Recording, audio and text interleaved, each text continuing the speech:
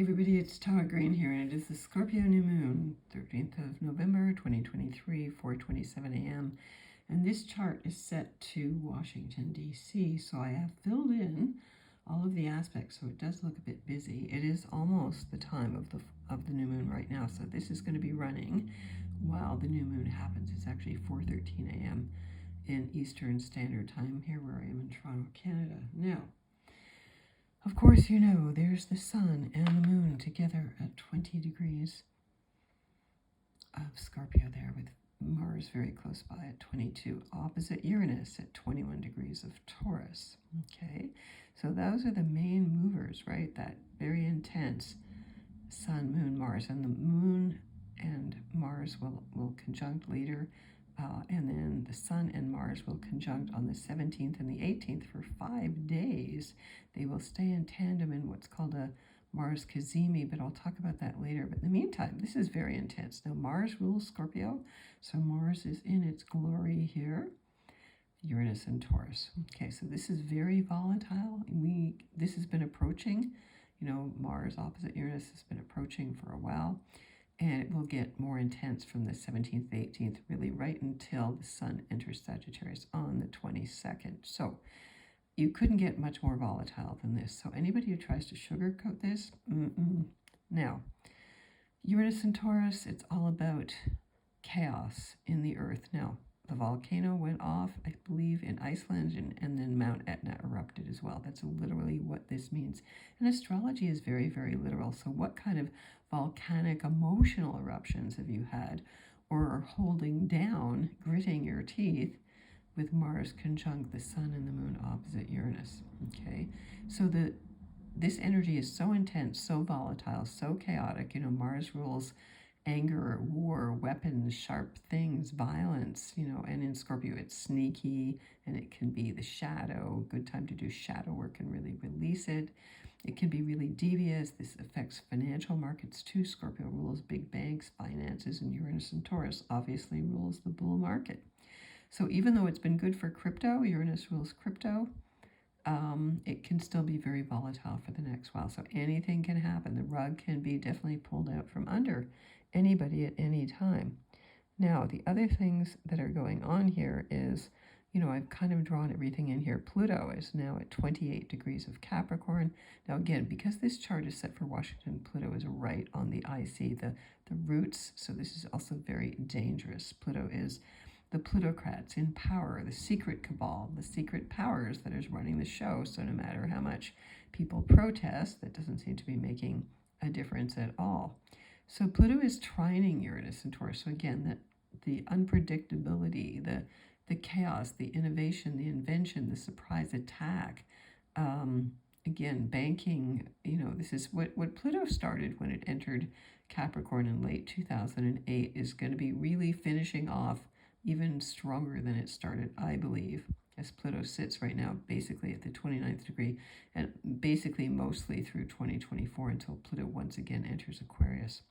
So very volatile. Now, I was looking for something to complete. I know it looks off here. A grand trine, and one of the brightest stars in the sky, the most important stars in the sky, Spica, which is right there, is actually, that's the Virgin star, is actually helping to kind of balance, is that bringing some earthy energy. The other thing is Neptune in Pisces. There is also trining the midheaven. Again, this is the midheaven for Washington, D.C., pretty hot spot right now, and trining the sun and the moon here. So there's a lot of elements of confusion, the smoke and mirrors show, the fake news, what's really going on. So again, there could be naval issues coming along here. Again, Cancer, people in their homes, women, children. There's been, of course, so much tragic violence in Gaza. And I believe I've seen cosmic intelligence agencies showed that the geodetic new moon falls on Gaza and also on Iceland. So those are pretty hot spots. Now, Ceres, the Great Mother, is also conjunct Mars. So, the Great Mother, when she's attacked, gets very, very defensive, okay, like the lioness. Now, Mercury's in Sagittarius here, early degrees of Sag, squaring Saturn in Pisces at 0 degrees of Pisces. very powerful. It is a new spiritual beginning. What started in March the 8th, the 9th, when Saturn entered Pisces. It's been retrograde since then. We will be moving through Pisces for the next 2 years. So this indicates it can be a potential turnaround. But Saturn is opposite Lilith, the dark feminine here, and Juno, one of my favorite goddesses. I'm writing a book about her. And there's something else there that I can't even see what it is right now. So Saturn opposite Lilith. So there's some kind of rejected dark feminine, also can be a form of revenge energy going on here from the earth. We're getting you back because you stole our earth, or religion. Saturn in Pisces is religion. And so is Mercury in Sagittarius. This has to do with foreign affairs, higher education, universities, all the protests going on in universities. And again, the smoke and mirrors show, so Mercury in Sag makes you want to be adventurous, makes you want to learn more, is potentially very optimistic in a very kind of cloudy, intense situation. I mean, this is very much a danger of World War III here, because the planets haven't been lined up this way since, I believe, 39, 34, and they are again in the same. Uranus is actually having its Uranus return from what was going on 84 years ago.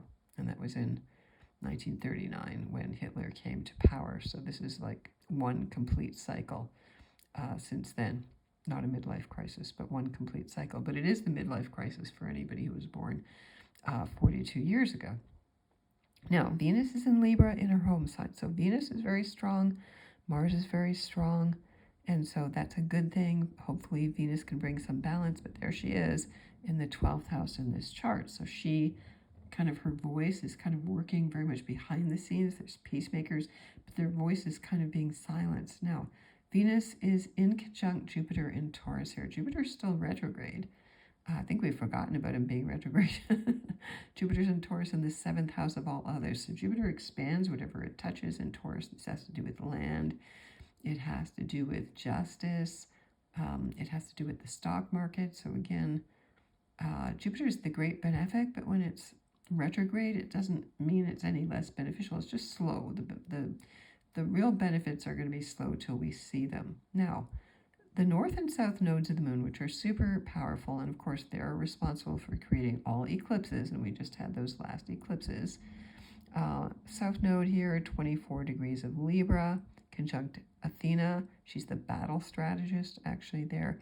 And the north node is exactly conjunct Eris. Now this is something also that's very important because Eris is Mars's sister in Greek mythology. She has a reputation for being kind of bloodthirsty, or just that she likes to cause trouble. And she's the goddess who threw the golden apple at, Hera and Aphrodite. And eventually the golden apple, inscribed to who was the most beautiful, eventually started the Trojan War. So there she is there. So there's some kind of definitely warrior energy there coming in, with Chiron, the wounded healer, also still retrograde at 18 degrees of Aries. Chiron is also in conjunct Juno there, and the sun and the moon. So there's some kind of healing here that's in a blind spot, that people don't want to do their healing, that people are refusing to do their healing. They're just in defensive mode. We're just into aggress, and no self-reflection. And yet the Scorpio New Moon is all about going within. Scorpio is in a way, the deepest, darkest. Scorpios love to wear black. And you can see all the planets, all those planets, Scorpio and Sag, lined up in the second house here of the U.S. Chart. Actually, well, not the U.S. chart, but in the Washington chart. So this is all about self-esteem, resources, tools. So what are your most powerful tools? For all the fixed signs, Scorpio is a fixed sign, as is Aquarius, Taurus, and Leo. So anybody who has any fixed planets at 20, 22, I would go back even to 15 to 23 degrees, are very much getting hit personally with this energy. So you can see that would be there. So fixed signs don't like to change. And yet Scorpio is all about change. It's all about death, rebirth, transformation, power. So this can be an extremely empowering new moon, actually very radically empowering new moon, for you to start embodying. The words that are coming to me are your truth. Interestingly enough, embodying, what is it you're willing to stand for? Uranus and Taurus, think about the raging bull. The raging bull, if you wave that red flag at him, and, Scorpio is kind of associated with, red blood, right? When you have blood all over the floor and you're bleeding if you're dying. Waving that red flag, Uranus and Taurus there, that Taurus bull is going to charge right at you. So you want to think about my secrets. What am my shame? Power, sex, money, control, ruthlessness. We each have our shadows. This would be a really great, powerful, because Mars has got so much power here in his prime to really move forward with Ceres there, kind of the great mother. In a way, it could be like the mother-child healing here in some sense as well. Ceres kind of being in her, when she cries for her daughter Persephone being raped or stolen into the underworld by Pluto. There is a sextile here, of course, also between the Sun, Moon, Mars, Ceres, and Pluto. It's almost like, these are the Greek myths being reconstituted, rebirthed in front of our eyes. Whoops, has this slipped all this time and I didn't notice it? Okay. And so we have to think about, those myths and how they are living through us. This is all about archetypes, right? Now, the blue lines there are, some of them, if they're 60 degrees apart, that is sextiles. What else have I missed here? I'm just trying to think. The galactic center is squaring Neptune. Now, that's been going on for a while. It will continue to go on until 2025, actually. And Pluto and Neptune are in a sextile, and Pluto, Neptune, and Uranus are in a sextile. So they're each 60 degrees apart. They're supporting each other, and these are the three transpersonal planets. And I know traditional astrologers and Vedic astrologers do not use these planets, but to me they're totally indispensable. And the fact that they're each helping each other out here is kind of important, because they're giving each other a leg up. They're supporting each other. They're trying to birth, create, and help us to imagine. Neptune is the planet of imagination in Pisces. It is also still retrograde. Imagine a brave, like a new world, not 1984. He wrote the script, George Orwell. We don't have to follow that script. So Uranus is retrograde. Neptune is still retrograde. Pluto is not retrograde anymore. But Uranus in Taurus is like, what is this new world we want to bring in? Now, when Pluto enters Aquarius, again, January the 20th, 2024, it will be under the rulership of Uranus as the modern rulership, and of Saturn still. So really, when you think back, Pluto in Capricorn from 2008 and then till 2024, basically, and Pluto in Aquarius from 2024 to 2044, that is a very long time for the whole world to be under Saturn's rule. So really, way into the future there in 2024, when Pluto enters Pisces, is going to be a whole new ball game. That's 20 years from now. But Uranus and Taurus can help us build new technologies to feed all the people. Aquarius is a dual fixed air sign, and I do believe we're going into the age of Aquarius, just starting there. But it can be very fixed idealism like communism, and very much corporate control of the airwaves, the internet, the information, what you're getting, what you're not getting. That's already suppression and all kinds of brainwashing that's been going on for a long time, actually. That's the downside of Aquarius. And the positive side, Aquarius as the higher consciousness bringer, is about the people equalizing the power between itself and Leo, right? Because Leo is the sign opposite. So Leo is all about the royalty, the elite, what people would associate with, of course, privilege, and also colonialism. Aquarius is opposite that. This is the people rebalancing the power and helping each other out, with none having power more than others. So again, Jupiter and Venus in conjunct, Saturn and Venus in conjunct. I feel like Venus hasn't got much strength here right now, even though she is in her power. Something else I wanted to mention here. Okay, well, actually right now, 4:27 a.m. This is exactly the moment of the new moon right now. So I did want to kind of wait till I was right in this energy. So I'm going to say a little prayer.